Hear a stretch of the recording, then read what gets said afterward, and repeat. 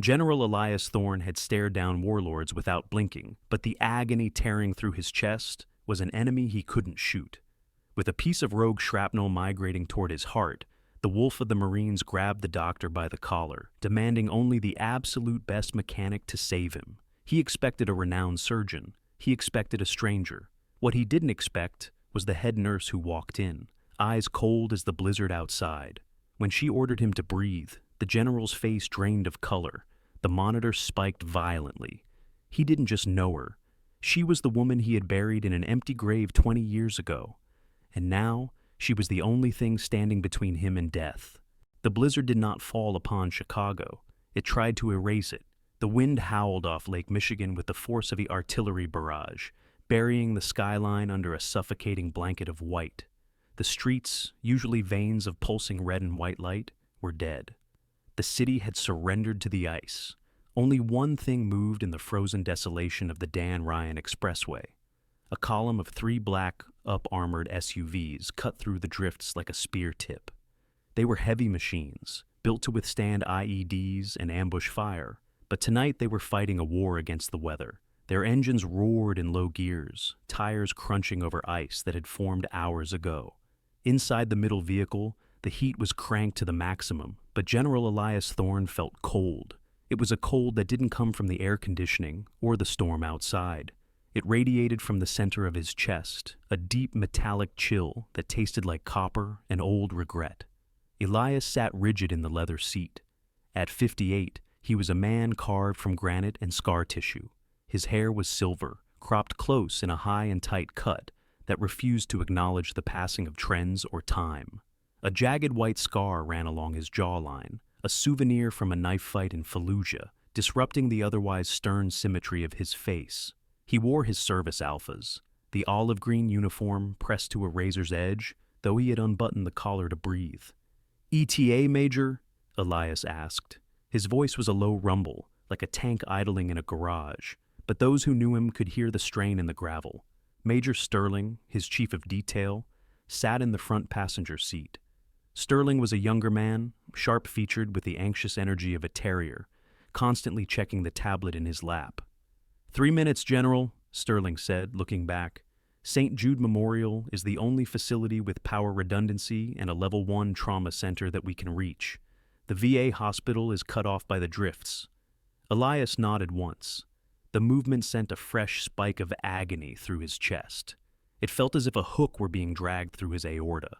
It was the shrapnel, a fragment of Soviet-era metal, a remnant of a bridge explosion in Syria 20 years ago. The doctors had left it in, saying it was too close to the heart to remove safely. They said it had encapsulated, that it was dormant. They were wrong. The wolf was waking up. Elias closed his eyes, his iron-gray irises disappearing behind heavy lids. He could feel it moving.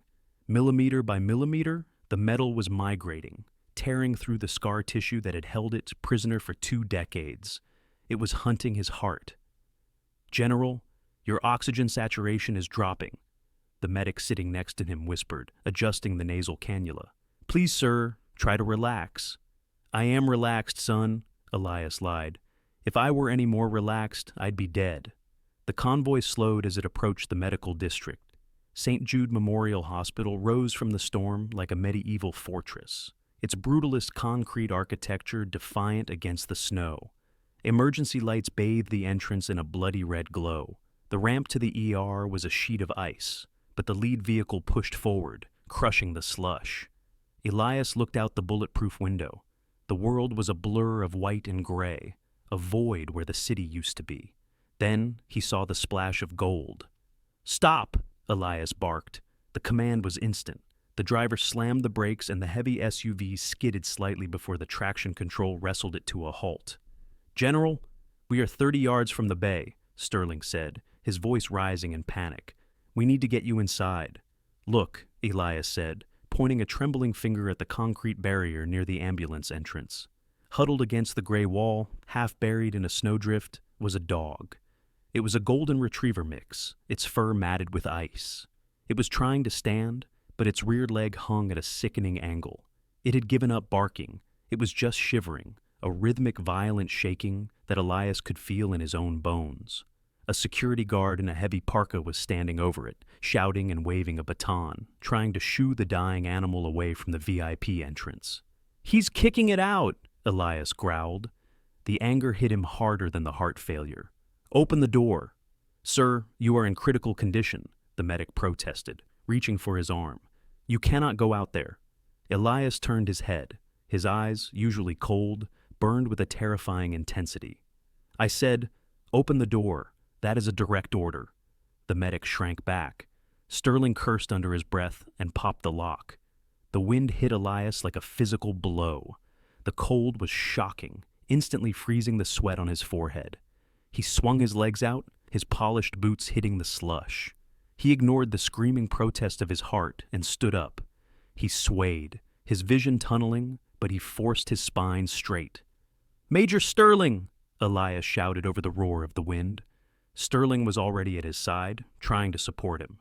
"Sir, please, get that dog," Elias pointed. "Get it inside, now." The security guard looked up, stunned to see a 4-star general standing in the blizzard, his dress uniform jacket flapping in the gale. "But sir, it's a stray, the guard stammered. "It is a casualty," Elias roared, his voice cracking with pain. "Pick it up. If that animal freezes to death while I am being treated, I will have your badge." Sterling nodded to the detail. 2 Marines rushed forward, scooping up the whimpering dog. The animal didn't fight. It went limp in their arms, sensing salvation. Only when the dog was safe in the back of the lead SUV did Elias allow himself to collapse back into his seat. The effort had cost him everything. His chest felt like it was filled with broken glass. The convoy surged the last 50 feet. The doors of the ER bay hissed open, and the world dissolved into a chaos of fluorescent lights and shouting voices.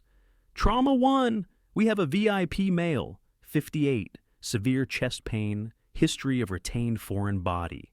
Elias was hauled onto a gurney. The transition from the freezing cold to the sterile, antiseptic warmth of the hospital was jarring. He blinked, trying to focus. A young doctor rushed to his side. He looked no older than 25, his face smooth, his white coat pristine. His name tag read, Dr. Evans, resident. Evans looked terrified. "General Thorne, can you hear me?" Evans shouted, shining a penlight into Elias's eyes. "I need you to tell me where the pain is. We're going to get you a sedative to calm your heart rate." Elias swatted the penlight away. His hand was heavy, but his grip was iron. He grabbed the lapel of the young doctor's coat and pulled him down. "No sedation," Elias wheezed. "Sir, your heart rate is 140. I need a mechanic," Elias rasped. Every word was a battle. "I don't need a boy who reads textbooks. I have metal in my heart." "General, I'm the senior resident on call," Evans stammered, trying to pry the general's fingers loose. "The attending is stuck in traffic. I can handle this." "You can't," Elias said. The edges of his vision were turning black. "Get me the chief. Get me the person this hospital calls when God gives up." "Sir, please." "Get me the best," Elias shouted, the effort tearing a groan from his throat. "Or leave me here to die. I will not be butchered by a child." The commotion drew the attention of the entire ER floor. Nurses froze. Patients on other gurneys stared.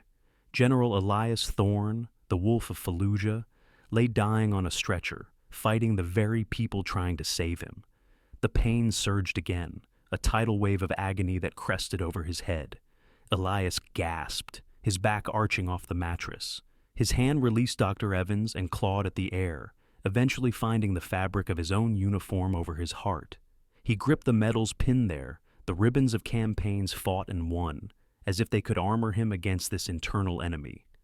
"Do not put me under," he whispered, his voice failing. His eyes rolled back.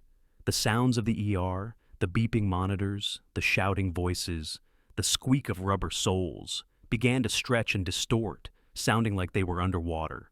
"Code Blue! He's arresting! Get the crash cart!" Evans screamed, his voice cracking.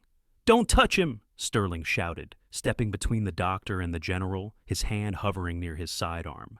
"He gave an order! Get the chief surgeon! Now!" Elias Thorne fell into the darkness, his last conscious thought not of the war or the pain, but of the golden dog shivering in the snow. At least, he thought as the silence took him, one of us made it inside. The arrival of Dr. Julian Aris did not quiet the emergency room. It froze it. He swept through the double doors wearing a tailored navy suit beneath an unbuttoned white coat, looking less like a healer and more like a prosecutor arriving at a crime scene. Aris was 40, with the sharp predatory features of a hawk and manicured hands that were currently shoving a pair of rimless glasses up the bridge of his nose. He was the chief of cardiothoracic surgery, a man who treated the human heart not as a vessel of emotion, but as a plumbing problem he was uniquely qualified to solve. He didn't look at the patient. He walked straight to the digital light board where the CT scans were already illuminated. Major Sterling stood by the gurney, his hand still resting on his holster, his knuckles white. "Doctor, the general is unstable. We need to move." Aris ignored him.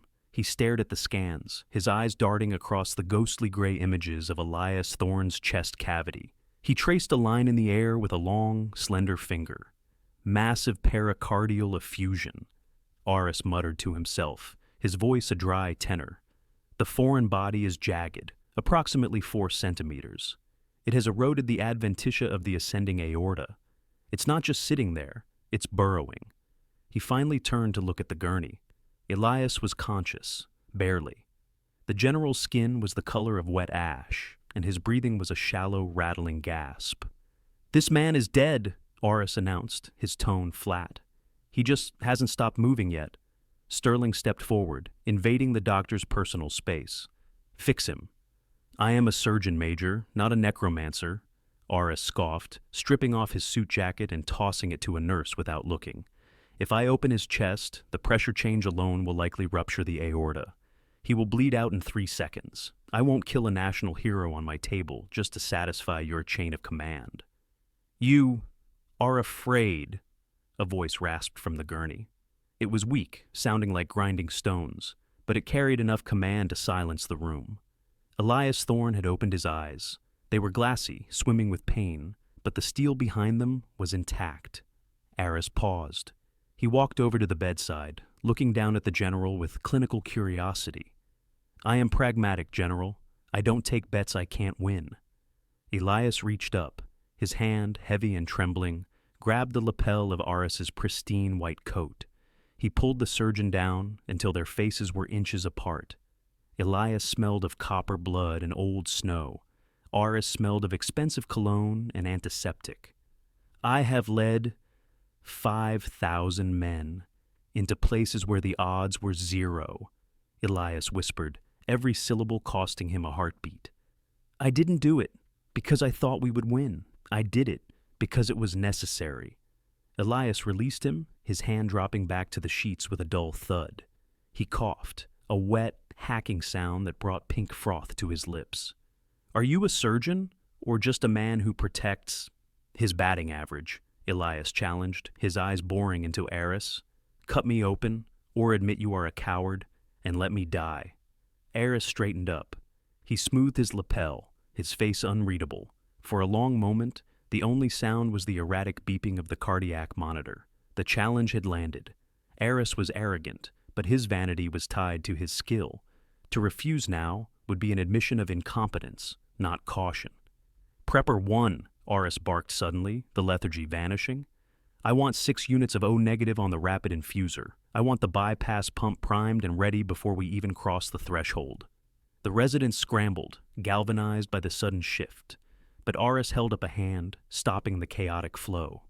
"Wait," Aris said, looking toward the window where the blizzard was hammering against the glass. The lights in the ER flickered, dimmed for a second, and then buzzed back to life. "The grid is failing," Aris noted. "The generator is kicking in, but the voltage is unstable. If the power fluctuates while I'm suturing the aorta, the bypass machine could reset. I'll be blind." He turned to the head nurse, a harried woman with a clipboard. "I need Bennett." The nurse blinked. "Clara, she's off rotation. She requested tonight off for personal reasons." "I don't care if she's on the moon," Aris snapped. "Get her. I need a head scrub nurse who can anticipate a bleed before it happens. I need someone who can pass instruments in the dark if the lights go out. I'm not doing this with a resident who shakes. I want the matron." "She's in the building," the nurse admitted quietly. "She came in to check stock in the trauma bay before the storm hit." Get her to OR1. Tell her RS is operating on a bomb that's about to go off. Tell her I won't scrub in until she's standing opposite me. 3 floors down, the hospital felt like a different world. The sub-basement was a labyrinth of steam pipes and humming machinery. It was warm here, a stark contrast to the frozen hell outside. In a small maintenance alcove near the boiler room, 2 Marines from Elias's security detail were standing guard. They looked out of place in their tactical gear, assault rifles slung across their chests, watching over a pile of old blankets. Curled in the center of the blankets was the dog. The golden retriever was no longer shivering. Someone had dried his fur with rough towels, and his injured leg was splinted with tongue depressors and vet wrap. He lay still, his breathing hitching occasionally, exhausted by the ordeal. He's gonna make it, right? The Marine on the left, a towering corporal named Ramirez, looked down. A small girl was standing there. She couldn't have been more than 8 years old, wearing a hospital gown patterned with cartoon turtles and dragging an IV pole behind her. Her head was bald, smooth and pale under the harsh fluorescent lights. "Hey, kid," Ramirez said, softening his voice. "You shouldn't be down here. It's not safe." "I heard the nurses talking," the girl said, stepping closer. Her name was Lily. She ignored the guns and the imposing soldiers, her eyes fixed on the dog. "They said the giant brought him in." "The giant?" Ramirez smirked. "Yeah, I guess the general is kind of a giant." Lily knelt, wincing slightly as her knees touched the concrete. She reached out a small, pale hand.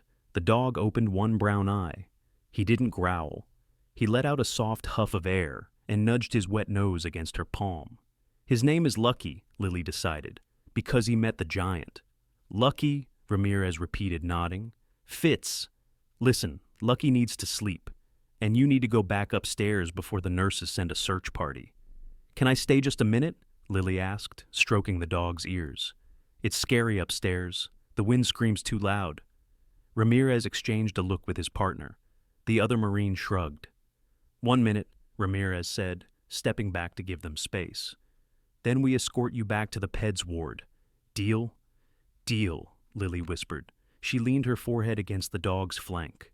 In the belly of the fortress, amidst the roaring machinery, 2 small, broken things found comfort in the warmth of being alive. Back in the elevator rising toward the surgical suite, reality was beginning to fracture for Elias Thorne. The sedative they had given him, just a mild dose to take the edge off the angina, was mixing with the hypoxia in his brain. The elevator walls seemed to stretch, turning from stainless steel into the canvas walls of a command tent. The heat of the hospital vanished. He felt the dry, dusty heat of the Middle East. He wasn't on a gurney anymore. He was standing in his office at Camp Lejeune. The air smelled of stale coffee and floor wax. It was 20 years ago. In the dream, a colonel was standing in front of him. The man's face was blurred, erased by time, but the piece of paper he held was razor sharp. "Regret to inform you." The words were printed in black ink, but they looked like they were written in blood. "We lost contact with the medical convoy at 0400, the faceless colonel said. His voice echoed, booming like a god's judgment. "Thermal scans show no survivors. The explosion was absolute." Elias tried to speak, but his mouth was filled with sand. He wanted to scream that it was a mistake, that she couldn't be dead. He wanted to tell them that he had promised to marry her when they rotated home.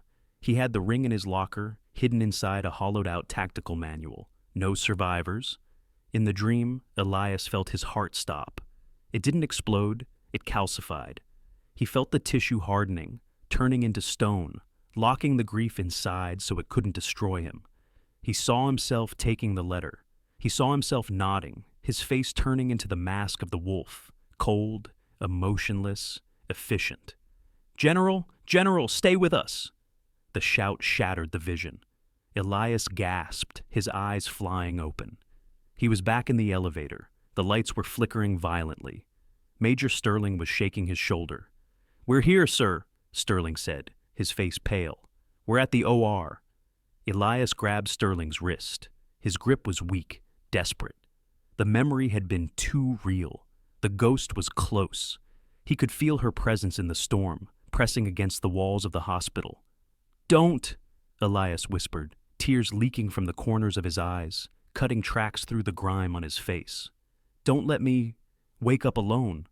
"You won't, sir," Sterling promised. "The best team in the world is waiting for you." The elevator doors slid open. The operating room corridor stretched out, sterile and white. And at the end of the hall, standing outside the double doors of OR1, a figure was waiting. She was dressed in blue scrubs, her face turned away, checking a tray of instruments. Elias's vision blurred again, darkness encroaching from the edges. He didn't see who she was. He only saw the blue of her uniform, the color of the ocean, the color of the sky before the bombs fell. He closed his eyes, and the wolf finally let his guard down, surrendering to the dark. The scrub room outside Operating Room 1 was a sanctuary of stainless steel and silence, broken only by the rhythmic sound of water hitting porcelain and the aggressive scrubbing of stiff bristles against skin. Clara Bennett stood at the sink, staring at her own reflection in the chrome faucet. She was 45, though the harsh fluorescent lights often conspired to add a decade to the fine lines around her eyes. She was a striking woman, possessing a beauty that had been hardened rather than faded by time. Her hair, the color of autumn wheat, was pulled back severely under a surgical cap patterned with snowflakes, a small, ironic concession to the season she secretly despised. "I heard she volunteered," a whisper floated from the nursing station just beyond the swinging doors. "On Christmas Eve," another voice hissed back. "Who volunteers for a cardiac trauma on Christmas Eve?" "Clara does. She always takes the hopeless cases. It's like she prefers the ones who might not wake up." Clara didn't flinch. She turned off the tap with her elbow, water dripping from her elbows. She was used to the whispers. To the young residents and nurses, she was the matron, a figure of almost mythical competence and terrifying emotional distance. They didn't know that she took the holiday shifts not because she was a saint, but because she had nowhere else to be. An empty apartment in the suburbs was louder than any screaming siren. She dried her hands with a sterile towel, her movements precise, almost ritualistic. "Dr. Aris is priming the pump." A young circulating nurse named Sarah poked her head in. Sarah was 22, bubbly, and currently looking pale. He's shouting at the anesthesiology team, Clara. The patient is fighting the restraints." "I'm coming," Clara said. Her voice was low, a smooth alto that carried more authority than a shout. She pushed through the double doors into the prep room. The atmosphere was chaotic. The power grid fluctuations caused the overhead lights to hum with a menacing buzz. In the center of the room, surrounded by a swarm of panicked medical staff, lay the patient. He was a mountain of a man, even lying down. His chest heaved violently as he fought for air, his hands gripping the metal rails of the gurney with enough force to turn his knuckles white. The monitors were screaming, a cacophony of alarms signaling falling oxygen and rising panic. "Hold him down! We need to get the line in!" a resident shouted, trying to pin the man's arm. "Get off me!" the patient roared, though the sound was strangled by fluid in his lungs and the oxygen mask clamped over his face. He thrashed, nearly sending a tray of sterile instruments crashing to the floor. Clara moved. She didn't run. She flowed through the chaos like water. "Step away," she ordered. She didn't raise her voice, but the resident jumped back as if stung. Clara approached the head of the bed. She saw the uniform jacket cut open, revealing the scarred chest. She saw the dog tag sliding against the clavicle. She didn't look at the face yet. She looked at the problem. The man was drowning in his own panic. His heart was failing, and the stress of fighting the staff was accelerating the process. "He's hypoxic and combatant," the resident stammered. "We can't sedate him until his pressure stabilizes." "He's not combatant. He's terrified," Clara corrected, her eyes scanning the monitors. "And he's positioning himself to protect his chest. You're forcing him flat. You're drowning him." Clara reached out, her gloved hands firm. She didn't fight the patient's strength. She redirected it. She placed a hand on his shoulder, not with the tentative touch of a nurse, but with the heavy, grounding grip of a veteran medic. "Adjust the bed," Clara commanded, her eyes locked on the patient's heaving chest. "Bring the head up 30 degrees, now." The motor whined, and the top of the gurney rose. The mechanical shift allowed gravity to pull the fluid down, giving the man's lungs a fraction more space. The patient let out a ragged gasp, his thrashing subsiding slightly as the air found its way in. But he was still tense, his muscles coiled like steel cables, his eyes squeezed shut against the pain. Clara leaned in close. She needed him compliant for the induction.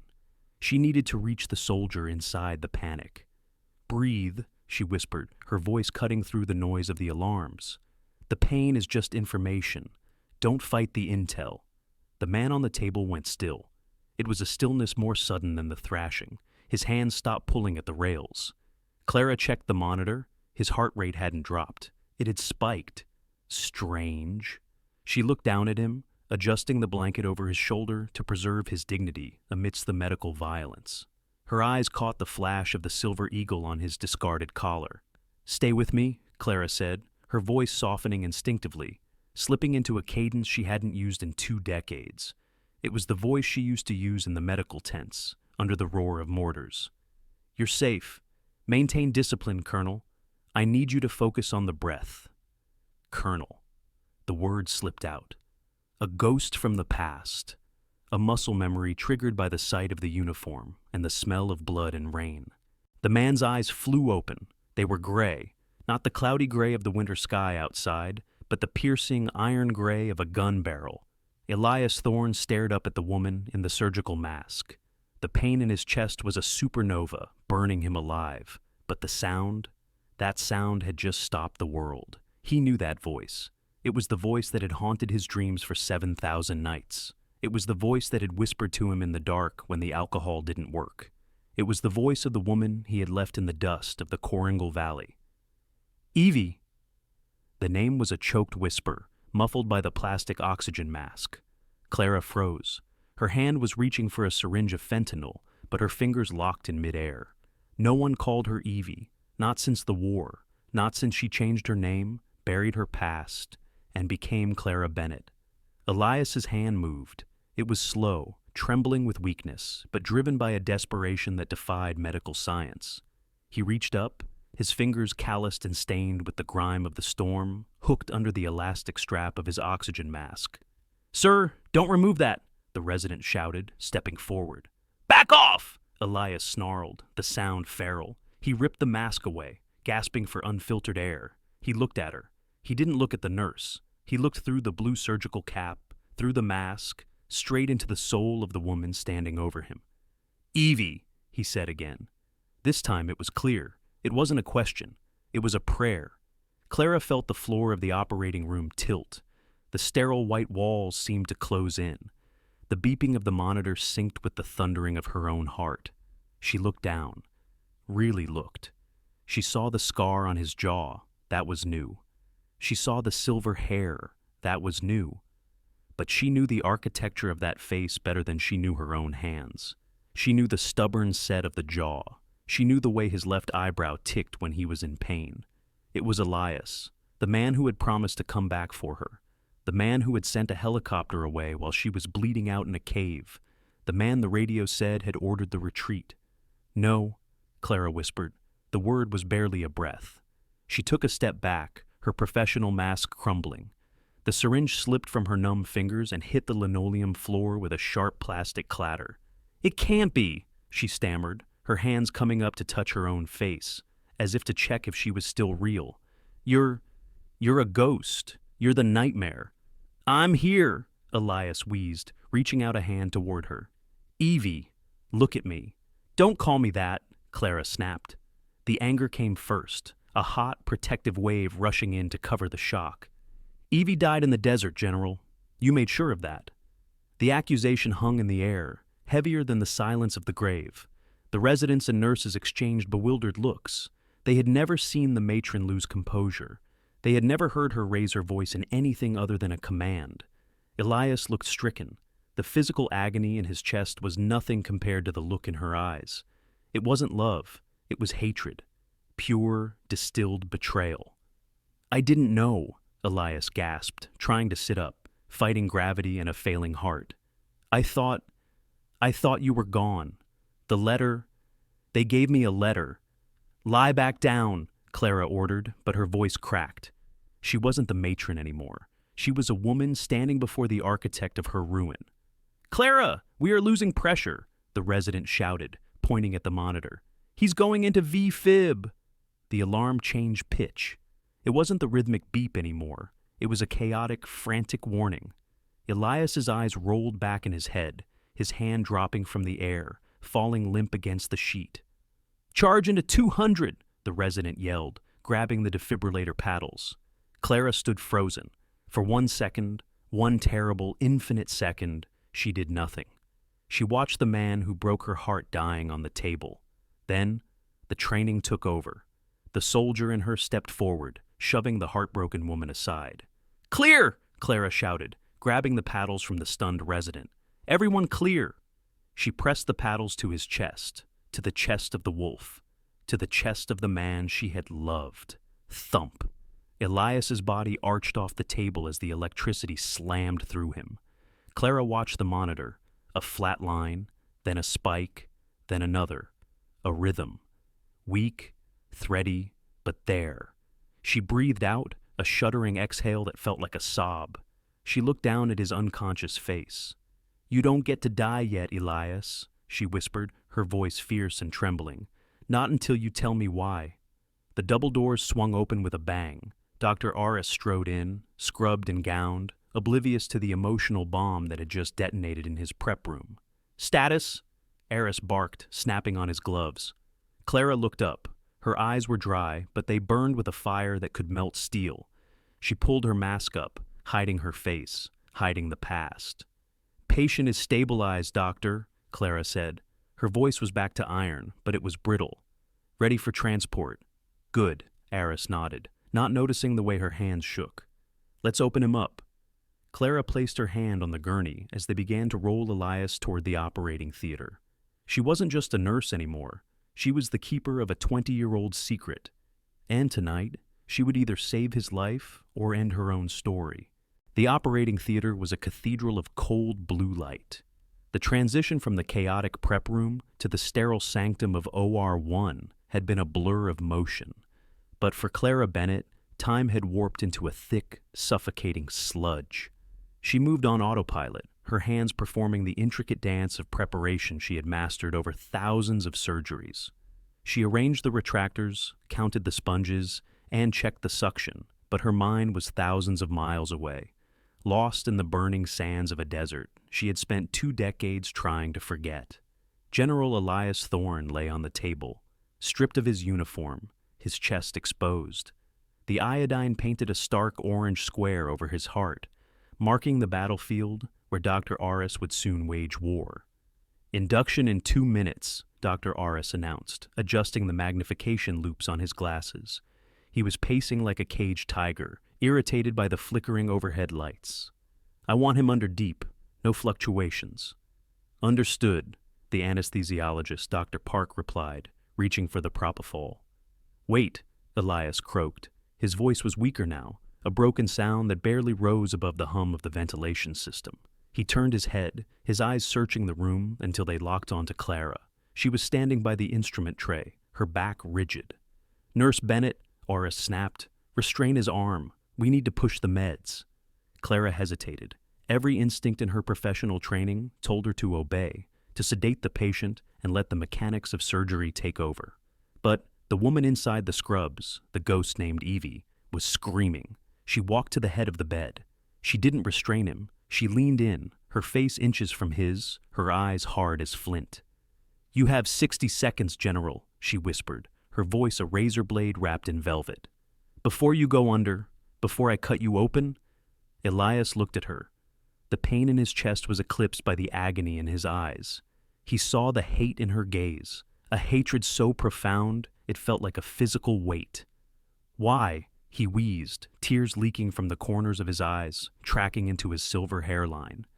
"Evie, I searched. I went back to the ravine. I sifted through the ash with my bare hands. They told me there was nothing left. Why didn't you come home?" Clara laughed, a short, bitter sound that chilled the blood. "Home?" she hissed. "You talk about home? You who ordered the airstrike on your own medical convoy?" Elias stiffened, the monitor beeping a sudden, erratic warning. "What?" "Don't play the martyr, Elias," Clara said, her voice trembling with the pressure of 20 years of silence. "Major Voss told me everything. He was the one who pulled me out of the wreckage. He told me the order came from command, from you." She leaned closer, her mask hiding the snarl on her lips, but her eyes revealed everything. He showed me the transcript, Elias. Acceptable losses? That's what you called us. You traded 12 nurses and 3 doctors for a strategic advantage against the insurgents. You traded me for that silver star on your collar. Elias stared at her, his mouth opening and closing as the air left his lungs. The accusation hit him harder than the shrapnel ever could. It shattered the foundation of his reality. Voss? Elias whispered. The name came out like a curse. Voss saved you? He saved me so I could live with the truth, Clara spat. He told me to run, to hide, because the hero General Thorne couldn't afford a surviving witness to his war crime. So I ran. I changed my name. I lived in the shadows. And every night, when I look at the burn scars on my back, the map of your ambition, I remember who did this. The room seemed to spin around Elias. The puzzle pieces of the last 2 decades slammed into place with a violent, sickening clarity. He lied, Elias gasped, his hand shooting up to grab Clara's wrist. His grip was weak, desperate. Evie, listen to me. Voss was the arms dealer. Clara froze. What? We weren't fighting insurgents that day, Elias said, the words tumbling out in a rush, fighting the fluid in his lungs. We were intercepting a shipment of stolen Stinger missiles. Voss was selling them. He staged the ambush to cover his tracks. Elias's eyes burned with a terrifying intensity. He didn't save you out of mercy. He saved you to keep you quiet, to make you hate me so you'd never come forward. Elias squeezed her wrist, his knuckles white. He told me you were vaporized. He forged the dental records. He signed the death certificates. Clara stared at him. The certainty that had fueled her survival for 20 years began to crack. You're lying. I killed him, Elias whispered. The words hung in the sterile air. 5 years ago, Elias continued, his voice breaking. In Khartoum, I spent 15 years hunting every man involved in that ambush. I didn't care about the politics. I didn't care about the rank. I tracked them down, one by one. I found Voss in a safe house. Before he died, he laughed. He said he left a loose end in the desert. Elias looked at her, his soul bared. I never knew the loose end was you. I thought he meant a weapon. I thought he meant evidence. He began to weep, deep, racking sobs that shook the table. I have no wife, Evie. I have no children. I have no home. I have only the graves of my men and the ghost of the woman I loved. I didn't trade you. I died with you that day. Clara felt the ground vanish beneath her feet. She looked at the man on the table. She saw the lines of grief etched into his face, lines that mirrored her own. She saw the raw, unvarnished truth in his eyes. Major Voss, the man she had viewed as her savior, the man who had given her a new identity and money to disappear, had played them both. He had turned their love into a weapon to ensure his own survival. He had stolen 20 years. Warning, hypotension, the automated voice of the monitor droned, systolic pressure dropping below 80. Bennett, what are you doing? Dr. Aris shouted, spinning around. His heart rate is crashing. He's going into emotional shock. Push the meds, now. Elias was fading. The confession had drained the last of his reserves. His eyes rolled back, his grip on her wrist loosening. I'm sorry, he whispered, his voice fading into the beep of the alarms. I'm so sorry. Clara stood paralyzed. The hatred that had been her armor fell away, leaving her exposed and bleeding. He wasn't the monster. He was the victim, just like her. Nurse Bennett, Aris roared. Sedate him or get out of my OR. Clara snapped back to reality. The monitor showed a dangerous arrhythmia. If she didn't act, the stress would kill him before the scalpel even touched his skin. She grabbed the syringe of propofol from the tray. Her hands, which had been trembling moments ago, were suddenly steady. It was the steadiness of a soldier who had found a new mission. She moved to the IV port. She pushed the white fluid into his vein. It's okay, she whispered, leaning down until her lips brushed his ear. She needed him to hear this. She needed it to be the last thing he carried into the darkness. Sleep, Elias. His eyes fluttered, heavy with the drug. I believe you, she said, her voice breaking on the last word. And I'm not going anywhere. I'm going to fix this heart. I'm going to fix it so you can live long enough to forgive me." Elias let out a long, shuddering breath. The tension left his body. His eyes closed. "He's under," Clara announced, straightening up. She wiped a single tear from her cheek with her shoulder, leaving a damp streak on the blue scrub top. She turned to Dr. Aris. The vulnerability was gone. In its place was a cold, terrifying determination. She looked like a Valkyrie preparing for war. "Scalpel," she said, holding out her hand before Aris even asked. "You're staying?" Aris asked, pausing for a fraction of a second, sensing the shift in the room's energy. "I am the head scrub nurse," Clara said, her voice ringing with steel. "And that man is not dying on my watch. Open him up." Aris nodded, a flicker of respect crossing his face. He took the scalpel from her hand. "Incision," Aris said. The blade touched the skin. The monitors beeped a steady rhythm. Outside, the blizzard howled against the reinforced glass. But inside, the storm had just begun. The storm was no longer just weather. It was a siege engine battering the walls of St. Jude Memorial. 3 floors below the operating theaters, in the pediatric wing, the air pressure dropped so sharply it made ears pop. The usual quiet hum of the night shift was replaced by the groaning of steel girders and the rattle of the massive atrium skylight that spanned the central playroom. Major Sterling had assigned Corporal Ramirez to stay with the dog, Lucky, and the little girl, Lily, near the basement junction, but the drafty corridor had become too cold. They had moved up to the edge of the pediatric waiting area, where the backup heating vents were still pushing out lukewarm air. Lucky, the golden retriever with the splinted leg, was resting his head on Lily's lap. Suddenly his ears perked up. The dog let out a low, vibrating growl. "Shh, Lucky," Lily whispered, stroking his matted fur. "It's just the wind."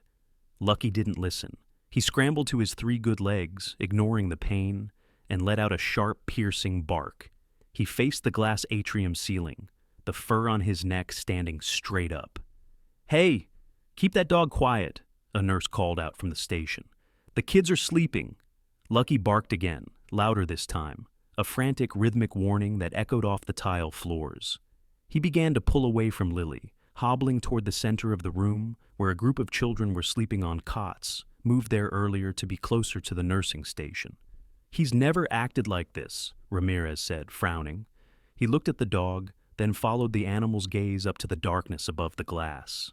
The dog lunged, grabbing the hem of the nearest sleeping child's blanket with his teeth and dragging it backward. Ramirez felt the hair on his arm stand up. It was a combat instinct, the same sixth sense that warned of incoming mortars. "Everyone move!" Ramirez roared, his voice booming like a thunderclap in the quiet ward. "Clear the atrium! Now! Get away from the glass!" The nurses froze for a fraction of a second, but the terror in the Marine's voice mobilized them. They scrambled, grabbing children, pushing cots. "Go! Go! Into the hallway!" Ramirez scooped up Lily with one arm and grabbed the back of Lucky's makeshift harness with the other, sprinting for the reinforced doorway. They cleared the threshold exactly 3 seconds later. Crash.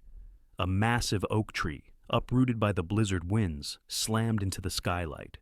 Tons of snow, ice, and shattered glass rained down onto the spot where the children had been sleeping moments before. The wind howled into the hospital like a banshee, sending papers and blankets swirling in a vortex of freezing air. Ramirez shielded Lily with his body as the dust settled. He looked down at the dog. Lucky was trembling, pressing against his boot, but he wasn't barking anymore. "Good boy," Ramirez whispered, his heart hammering against his ribs. "Good boy." In operating room 1, the violence of the storm felt distant, muffled by layers of concrete and lead, but the threat was far more intimate. General Elias Thorne lay open. Dr. Julian Aris worked with the mechanical precision of a clockmaker, but his forehead was beaded with sweat. The sternal retractor had cranked Elias's chest cavity wide, exposing the rhythmic, struggling beat of the heart.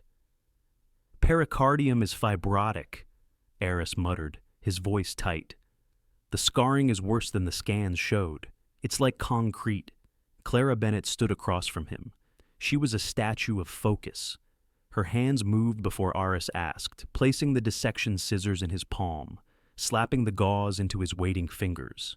She wasn't looking at Aris. She was looking at the monitor and at the face of the man beneath the drapes. BP is 90/60, Dr. Park, the anesthesiologist, reported.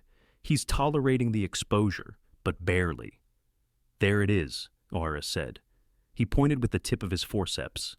Embedded in the wall of the aorta, pulsing with every beat of Elias's heart, was the shard. It didn't look like metal anymore. It looked like a black tooth, jagged and ugly, surrounded by inflamed tissue. It was vibrating, cutting deeper with every second. It's nicked the vessel wall, Aris said, his confidence wavering for the first time. If I pull it, the pressure might blow the artery. We need to go on bypass. Now. Cannulating the aorta, Aris announced. Then the world ended. A boom, deep and resonant, shook the floor beneath their feet. It was the sound of the main city substation exploding under the weight of the ice. The overhead surgical lights flared white-hot for a second, then died. Pitch black. The hum of the ventilation system cut out. The rhythmic beeping of the cardiac monitor silenced. For a heartbeat, there was only the sound of breathing and the howling wind battering the building. "Don't move!" Clara's voice cut through the darkness. It was sharp, commanding, anchoring everyone in the void. "Nobody move a muscle." A low, grinding whir began deep in the walls, the backup generators kicking in. But they sputtered. The lights flickered on, dim, yellow emergency mode, then buzzed and died again. They strobed like a disco in a nightmare. "The voltage is unstable," Dr. Park shouted. "The bypass machine isn't initializing. I have no pump." "I can't see," Aris yelled, panic rising in his tenor voice. "I have a scalpel millimeters from his aorta. Get me light." The temperature in the room began to plummet immediately. The heating system was offline. "We have to close," Aris said, stepping back, his hands held up in the dark. "We can't operate like this. It's suicide. We pack the chest and wait for power." "No," Clara said. She moved in the strobing darkness. She reached into the pockets of her scrub vest and pulled out 2 heavy-duty tactical flashlights. She had taken them from the security details bag in the prep room, a precaution Aris had scoffed at an hour ago. She clicked them on. The beams cut through the gloom, bright and steady. "Hold this," she ordered the circulating nurse, shoving one light into her hand. "Aim it at the field. Do not shake." She taped the second light to the IV pole, angling it down into the open chest cavity. "Look at the wound, doctor," Clara demanded, grabbing Aris's forearm and pulling him back to the table. "Look at the shard." Aris squinted in the harsh LED beam. The jagged metal had shifted. A thin line of bright red blood was spurting in time with the heartbeat. "It's leaking," Aris whispered. "If you close him now, he bleeds out in 5 minutes, Clara said, her voice devoid of fear. "We don't wait for power. We don't wait for the storm. We do it now." "It's freezing in here," Aris argued, his breath visible in the flashlight beam. "Hypothermia will induce coagulopathy. His blood won't clot." Clara didn't argue. She grabbed 4 bags of saline from the warmer, which was rapidly losing heat, and packed them around Elias's exposed torso. She stripped off her own warming jacket and laid it over his legs. "I will keep him warm," Clara vowed. "You fix the heart. Cut." Aris looked at her. In the shadows, with the flashlight illuminating her fierce green eyes, she didn't look like a nurse. She looked like a general on the front lines. "Scalpel," Aris whispered. He went back to work. The conditions were medieval. The shadows danced as the nurse holding the light trembled. The room grew colder, the breath of the surgical team rising in white plumes. Aris dissected the tissue around the metal. He was close. He had the clamp ready. "I'm at the root," Aris murmured, ready to extract. On 3. 1, 2. The generator failed completely. The emergency lights died. The flashlights flickered and dimmed as their batteries, affected by the sudden cold, sagged. Darkness. Absolute suffocating darkness. And in that darkness, a wet, tearing sound. "I nicked it!" Aris screamed. "He's bleeding! I can't see! Where is the clamp?" Blood sprayed hot against Clara's glove. She could hear the gush, a terrifying, rhythmic sound of life escaping. Aris was flailing, his panic making him dangerous. "Stop!" Clara ordered. She reached into the dark. She didn't need light. She knew this anatomy. She knew him. She had memorized the position of the retractor, the angle of the chest wall. She closed her eyes, letting her other senses take over. She felt the heat of the blood. She felt the vibration of the frantic heart. She reached past Eris's trembling hands. She plunged her fingers into the open chest cavity. "Clara!" Eris gasped. 10 o'clock position, Clara said, her voice calm, hypnotic. 3 centimeters down. You feel my finger? Yes. The bleeder is directly under my fingertip. Slide the clamp down the back of my hand. Do not deviate. I can't. Do it, Julian, Clara roared, using his first name for the first time in 10 years. Trust me. Eris slid the metal instrument down along the guide of her finger. He felt the pulsing vessel. Clamp, Clara commanded. Eris squeezed the handle. Click. The sound of the spraying blood stopped. Silence returned to the room, save for the wind outside. Did we get it? Eris whispered, his voice trembling. Suddenly, the generators roared back to life with a vengeance. The overhead lights blazed on, blinding them for a second. They looked down. Aris's clamp was perfectly placed on the side of the aorta, sealing the tear. Clara's hand was still inside the chest, her finger resting gently against the beating muscle of Elias's heart, soothing it like one would soothe a frightened animal. The floor was splattered with red, but the flow had stopped. Aris looked at Clara, sweat dripping from his nose despite the freezing cold. He looked at her bloody hand, then up at her face. She was pale, shivering in just her thin scrubs, but she stood unmoving. How? Eris breathed. Clara slowly withdrew her hand. She checked the monitor, which had buzzed back to life. Because I know his heart, she whispered, grabbing a towel to wipe the blood from her skin. Now, get that metal out of him before the lights die again. The silence was the loudest thing Clara had ever heard. The backup generators were humming, a low, throaty vibration in the walls, but the specific rhythmic whoosh click of the cardiopulmonary bypass machine had stopped. Dr. Park, the anesthesiologist, was frantically tapping the touchscreen of the perfusion console. His face, usually a mask of bored professionalism, was slick with sweat. "We have a console failure," Park shouted, his voice cracking. "The surge fried the motherboard. The arterial pump has stopped. Flow is 0. Dr. Orris froze, his needle hovering millimeters above the Dacron patch he was sewing onto Elias's aorta. 0? You mean we have no perfusion? The roller head is dead, Julian, Park yelled, slamming his hand against the useless machine. I can't restart it. The electronics are cooked. Clara looked at the monitor. The flat line of Elias's heart was expected. They had stopped it chemically to perform the surgery. But the other line, the one measuring mean arterial pressure supplied by the machine, had flatlined too. Elias Thorne was lying on the table with his chest open, his heart stopped, and now no blood was reaching his brain. He has 3 minutes, Aris said, his voice dropping to a terrifying whisper. 3 minutes before permanent hypoxic brain injury. 5 minutes before brain death. I need 20 to finish the suture. We have to close and resuscitate, Park argued, reaching for the defibrillator paddles. You can't shock a heart that has a hole in the aorta, Aris snapped. We need flow. We need time. Clara didn't join the argument. She moved. She dropped the suction wand she was holding and ducked under the sterile draping, dropping to her knees beside the silent metal beast of the bypass machine. She knew this machine. She knew its anatomy as well as she knew a human's. Park, give me the crank, Clara ordered. Park stared at her, paralyzed by the catastrophe. What? The manual override, Clara screamed, snapping him out of his trance. The hand crank. Give it to me. Park fumbled in the emergency drawer at the base of the console and pulled out a heavy, L-shaped silver handle. He handed it to Clara. She jammed the metal socket onto the drive shaft of the arterial pump head. It locked in with a solid clack. I am the pump, Clara gritted out. Julian, get back to work. Park, watch the pressure gauge. Tell me if I'm too fast or too slow. She grabbed the handle with her right hand and began to turn. Resistance. It was heavier than she remembered from the training drills years ago. It felt like churning through wet cement. 1 rotation, 2, 3. Pressure rising, Park called out, his eyes glued to the analog backup gauge. 40, 50, 60, keep going. We need 80 to perfuse the kidneys. Clara leaned her shoulder into the motion, finding a rhythm, round and round. Her bicep flared with the first spike of effort. "Flow is restored," Aris announced, not wasting a second. He dove back into the chest cavity, his needle flashing under the lights. "Sewing the graft. Don't stop, Clara. For God's sake, don't stop."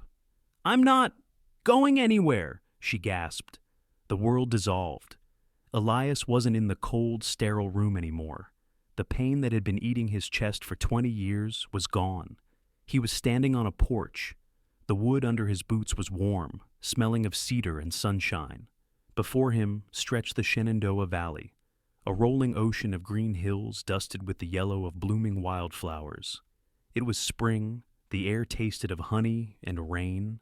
It was the place he had kept a photo of in his breast pocket for 2 decades, the place he had bought the deed to, hoping that one day the ghost would stop haunting him long enough to live there. "You're late, Colonel."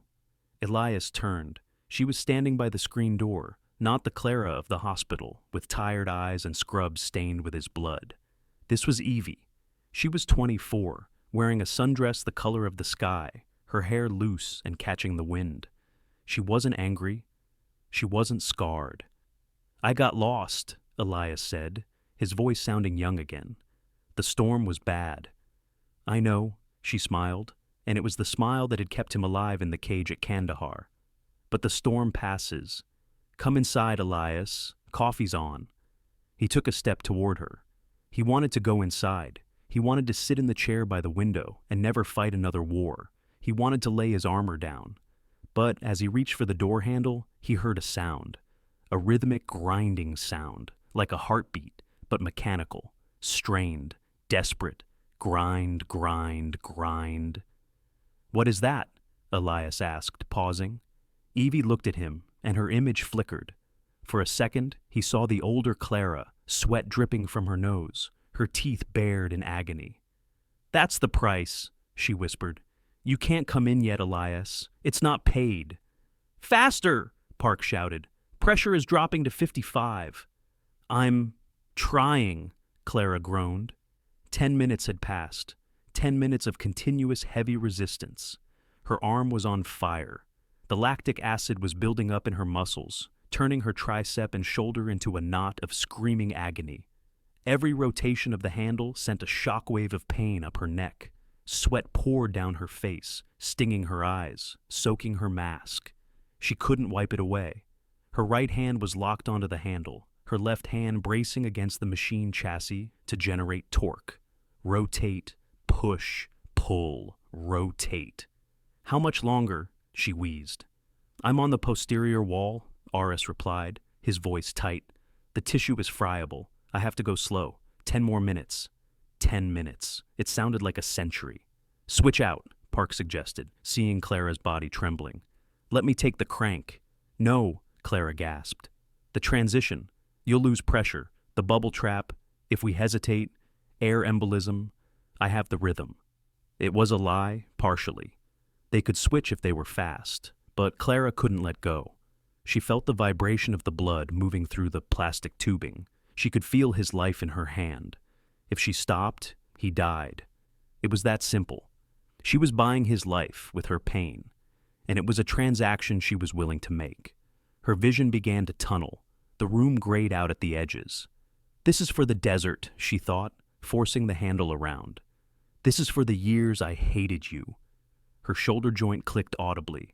A spasm of cramp seized her forearm, locking her fingers into a claw around the metal. She let out a low, guttural sound, a whimper that turned into a growl. "Talk to him," Aris said suddenly. He didn't look up from his stitching, but he sensed her fading. "He can hear you, Clara. Bring him back." Clara looked at the tubing. The dark red blood, venous blood, left his body, swirled through the oxygenator, and returned bright crimson. "You don't get to quit," she hissed at the machine, at Elias, at the universe. "You stubborn, arrogant, beautiful idiot. Rotate, push, pull. You promised me. A porch," she gasped, the tears mixing with the sweat. "You owe me a coffee maker. You owe me 20 years.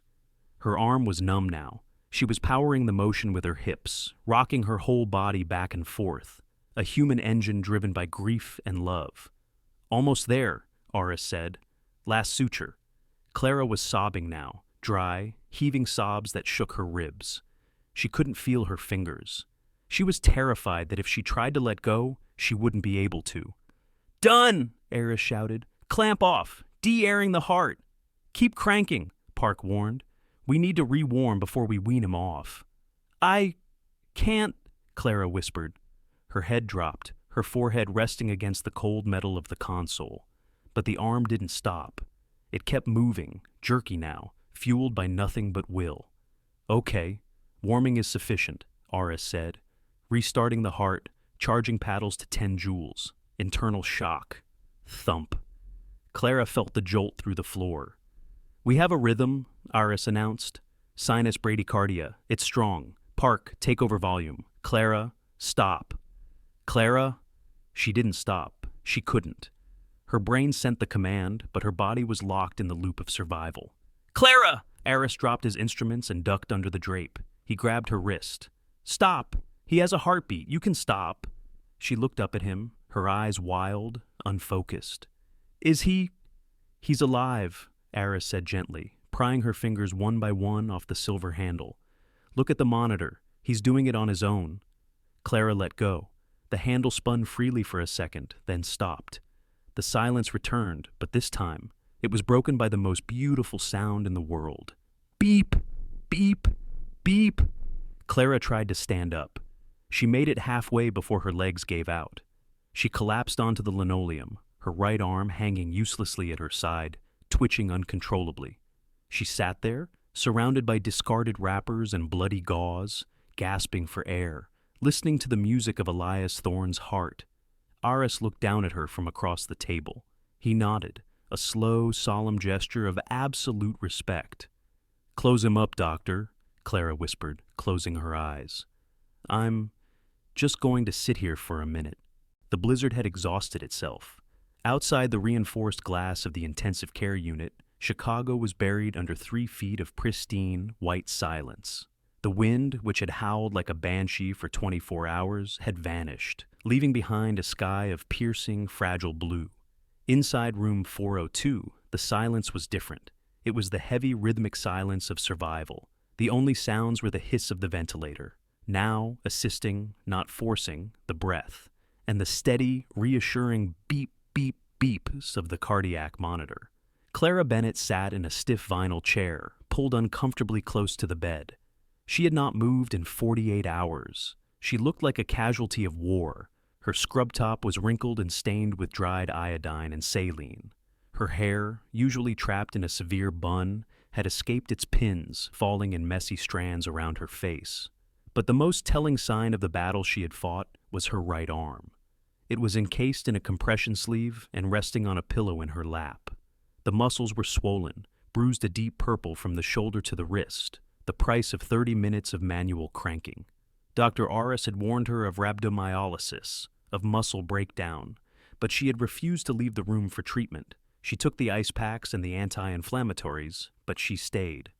He's stable, Clara, a soft voice said from the doorway. It was Dr. Aris. He looked exhausted, shadows carved deep under his eyes, but he had showered and changed into fresh scrubs. His output is good, Aris continued, stepping into the room and checking the hanging IV bags.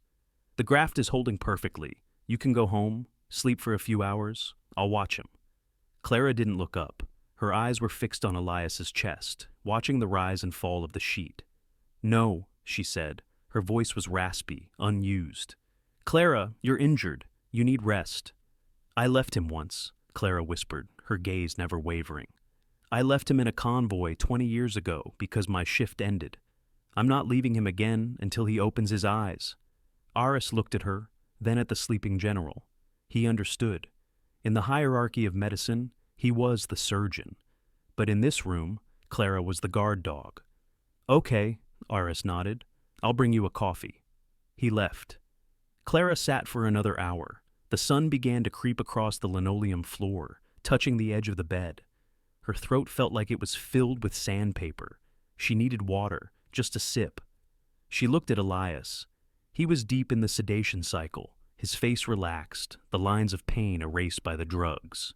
I'll be right back, she whispered to him, standing up stiffly. Her joints popped. 30 seconds. Don't you dare move. She grabbed her empty cup and stepped out into the hallway toward the water cooler. It was a mistake. Deep in the chemical fog of Elias's brain, a sensor tripped. It was the instinct of a prey animal sensing the predator is gone, or perhaps the instinct of a wolf realizing the pack has moved on. Elias drifted up from the darkness. There was no transition. One moment, he was floating in the void. The next, he was slamming into his own body. Pain radiated from his sternum, a dull, heavy ache like a slab of concrete sitting on his chest. His throat was raw from the extubation tube that had been removed hours ago. He opened his eyes. The light was blinding. He blinked, tears streaming down his temples. "Evie," he croaked. The room was empty. The chair beside the bed was pushed back. The pillow was there, indented, but cold. Panic, cold and sharp, spiked in his gut. He turned his head, the movement sending a jolt of fire through his neck. He scanned the room. Sterile walls, beeping machines, the window showing a city he didn't recognize under the snow. She's not here. The memories of the surgery crashed into him. The voice, the hand crank, the promise. "I'm going to fix it so you can live long enough to forgive me." Was it real? Or was it just another hallucination? A firing synapse in a dying brain? He had dreamed of her so many times before, in the hospital in Germany, in the rehab center in Bethesda. She was always there, smiling, forgiving, and then he would wake up and she would be ash in a desert ravine. "No," Elias wheezed. The monitor above his head quickened its rhythm. Beep, beep, beep, beep. It was a trick. The morphine was playing tricks on him. She wasn't real. She had died 20 years ago. He was alone. He had always been alone. "I have to—" "Wake up," he gasped. He tried to sit up. The leads on his chest pulled tight. The IV line in the back of his hand tugged. He felt trapped. He needed to get out. He needed to find the truth. His hand, heavy and uncooperative, clawed at the sheets. He grabbed the plastic railing. He pulled. "Ah!" he groaned, the exertion tearing at his fresh sternal incision. "Sir, you shouldn't do that." The voice was small, high-pitched, not a nurse, not a soldier. Elias froze, his hand gripping the rail.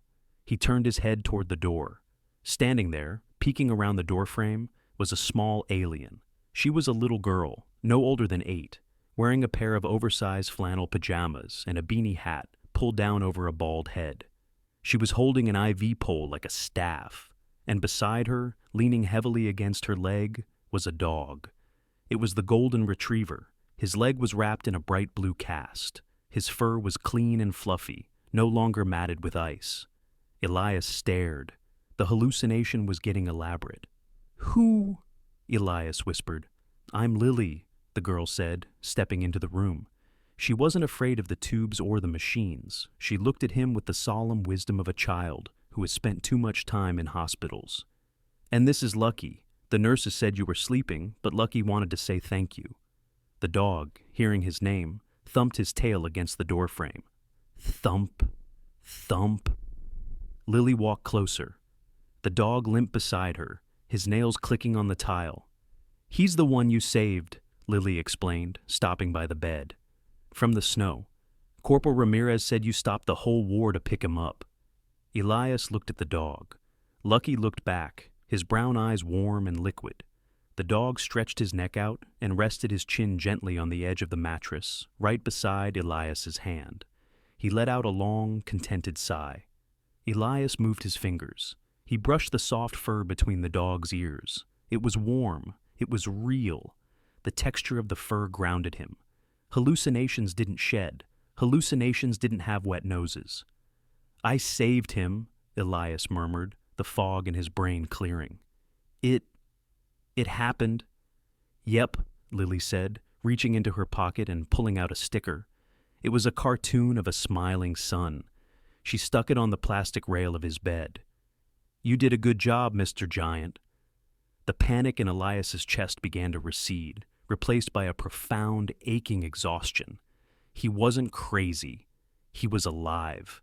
Then the doorway darkened. Clara stood there. She was holding a paper cup of water. She stopped dead, her eyes widening as she took in the scene. The fierce general, the bald cancer patient, and the three-legged dog, all huddled together in the post-op recovery room. Elias lifted his eyes from the dog to her. He saw the messy hair. He saw the stained scrubs. He saw the purple bruising on her right arm, swollen and angry. She was real. Clara didn't say a word. She didn't scold Lily for bringing a dog into the ICU. She didn't call security. She walked into the room, moving past Lily and Lucky with a gentle grace. She set the water cup down on the tray table. She looked at the monitor first. Heart rate 85. Oxygen saturation 98%. Then she looked at him. Her face was stripped of all defenses. There was no anger left, no bitterness about the past, just the raw, terrifying relief of a woman who had gambled everything and won. Elias tried to speak. He wanted to say thank you. He wanted to say, I love you. He wanted to say, I'm sorry. But his throat closed up, his lip trembled. Clara reached out. She didn't smooth his hair or pat his shoulder. She took his hand, the one that wasn't petting the dog, and interlaced her fingers with his. Her grip was firm, grounding, an anchor in the storm. She squeezed. Elias squeezed back. A single tear slid from the corner of his eye, tracking hot and fast into his ear. Then another. He didn't make a sound.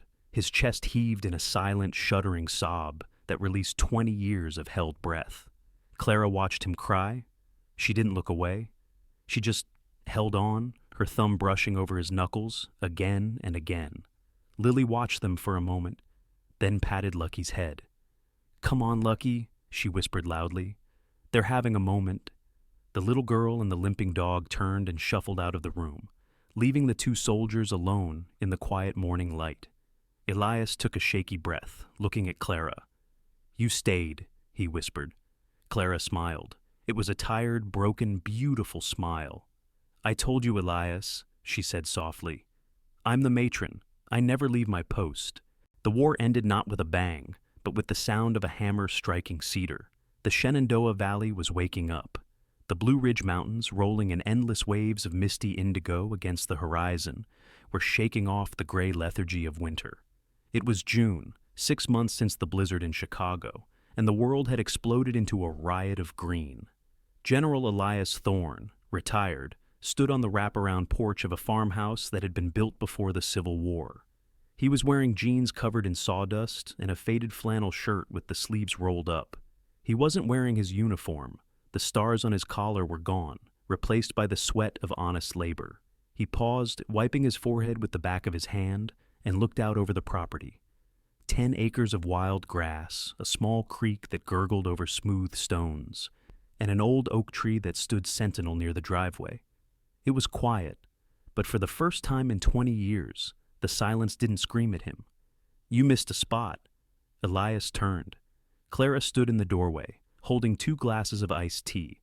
She was wearing a simple cotton dress, her hair loose and falling over her shoulders in waves of wheat gold. The severe bun of the matron was gone, left behind in the sterile corridors of St. Jude Memorial. I never miss, Elias grunted, though a smile tugged at the corner of his scarred lip. I'm just pacing myself. Tactical pauses. Tactical procrastination, Clara corrected, walking over to him. She handed him a glass. As she did, the sunlight caught the faint, silvery scar running down her right forearm. The remnant of the night she had pumped his life back into him. She didn't hide it anymore. She wore it like jewelry. Elias took the tea, his eyes lingering on her arm. He reached out, his rough fingers brushing the skin gently. Is it hurting today? He asked, his voice dropping to that low rumble that used to command brigades, but now only commanded her heart. Only when it rains, Clara lied softly. It ached sometimes, a deep, bone-deep throb, but it was a good pain. It was the pain of holding on. Drink your tea, old man. Our guest will be here in 10 minutes. Elias took a long sip, looking back at the mountains. I bought this place 10 years ago, you know. Clara leaned against the railing, looking at him. You told me, but you never told me why. You were stationed in Germany. Why a farmhouse in Virginia? because of the porch, Elias said, looking at the fresh wood he had just nailed down. I drove past it once on leave. It looked like the kind of place a man could rest. I signed the deed the next day. I never spent a night here. I just kept paying the taxes. I think I was holding it for a ghost. The ghost moved in, Clara smiled, bumping her shoulder against his. And she has strong opinions about the color of the kitchen cabinets. Sage green is a tactical error, Elias muttered, sipping his tea. But I surrender. A sound cut through the valley air, tires crunching on gravel. A golden blur shot out from under the porch. Lucky, the three-legged retriever, didn't let his disability slow him down. He bounded across the grass with a loping, joyous gait, barking his head off. His blue cast was long gone, replaced by a slight limp that gave him character. A station wagon pulled up the long driveway. The doors opened, and a missile launched itself from the back seat. "Mr. Giant! Mr. Giant!" Lily was running. She wasn't dragging an IV pole. She wasn't wearing a beanie. Her head was covered in a soft, fuzzy layer of new hair, dark and curly. She hit Elias at full speed, wrapping her arms around his waist. Elias, forgetting his healing sternum, laughed and lifted her off the ground. "Report, soldier," Elias commanded, setting her down. "White blood cell count is normal," Lily shouted, saluting. "And I start second grade in the fall." Mission accomplished, Elias nodded solemnly. Behind Lily, her parents stepped out of the car. Sarah was a woman in her 30s, with tired eyes that were finally beginning to sparkle again. She carried a Tupperware container of pie. David, her husband, was a tall, quiet man with calloused hands, wearing a trucker hat and a look of profound gratitude. "General," David said, extending a hand. He didn't know whether to salute or hug, so he settled for a firm handshake. "Thank you for having us." "It's Elias," the general corrected. "Just Elias, and this is Clara." "The lady who saved the world," Sarah said, hugging Clara warmly. "Lily talks about you two more than she talks about cartoons." The afternoon melted into a golden haze. They ate lunch on the picnic table under the oak tree. David helped Elias hang the heavy porch swing, doing the lifting that Elias's chest wasn't quite ready for. Sarah and Clara sat in the garden, talking about everything and nothing. Recipes, books, the way the light hit the mountains. Lily and Lucky played an endless game of fetch. The dog would retrieve the ball, hop back on 3 legs, and drop it at her feet, wagging his tail with a rhythm that seemed to say, "Look at us. We made it." As the sun began to dip below the ridge, painting the sky in bruises of purple and orange, the station wagon drove away. Lily waved out the back window until she disappeared around the bend. Silence returned to the valley. But it wasn't empty. It was full. "Come here," Elias said. He led Clara back to the porch. Leaning against the wall was a piece of wood he had been working on for weeks. It was a slab of reclaimed oak, polished until it shone like amber. Carved into the wood, with painstaking detail, were 2 figures. On the left, a wolf's head, scarred and weathered. On the right, a pair of angel wings, Valkyrie wings, spread wide in protection. Below them simply were the words, "Safe Harbor." Clara traced the carving with her finger. "You did this?" "I'm learning," Elias said. "The hands that destroy can also build. It just takes longer." He picked up the drill. "Help me hang it?" Together, they mounted the sign right next to the front door. It wasn't a warning to enemies. It was a promise to each other. They sat on the newly hung porch swing. The chains creaked softly, a gentle rhythm that harmonized with the crickets starting their evening song. Elias put his arm around Clara, pulling her close. She rested her head on his chest. She could hear it. Thump, thump, thump, thump. It was strong. It was steady. It was the sound of the aorta she had felt in the dark. It was the sound of the life she had refused to let go of. "It's a good beat," Clara whispered, closing her eyes. "It only works because you wound the crank," Elias murmured, kissing the top of her head. He reached into his pocket and pulled out a small velvet pouch. He opened it. Inside was the shard of metal, the titanium fragment that had almost killed him, the piece of the helicopter that had started the lie. He had drilled a small hole in it and strung it on a leather cord. "I was going to throw this in the river," Elias said, looking at the jagged metal. "I wanted to bury it, to forget the war, to forget Voss and the desert." He paused, his thumb rubbing over the sharp edge. "But then I remembered what you told me about the scars." He placed the metal in Clara's hand. "Keep it," Elias said. "Not as a weapon, but as a reminder. It didn't win. The cold didn't win. The lie didn't win." Clara closed her fingers around the metal. It was warm from his pocket. "We won," she whispered. The sun vanished behind the mountains, casting the valley into twilight. The fireflies began to blink in the tall grass, thousands of tiny lights answering the stars above.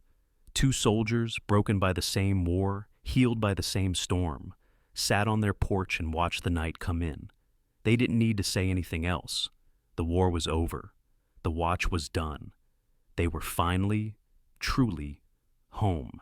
This story reminds us that the hardest battles are often the ones we fight alone, in silence. Like General Thorne, we all carry shrapnel from our past, old regrets, hidden wounds, and words left unsaid that bury themselves deep in our hearts. We build walls of ice to protect ourselves, thinking that strength means feeling nothing. But true courage isn't about enduring the cold alone.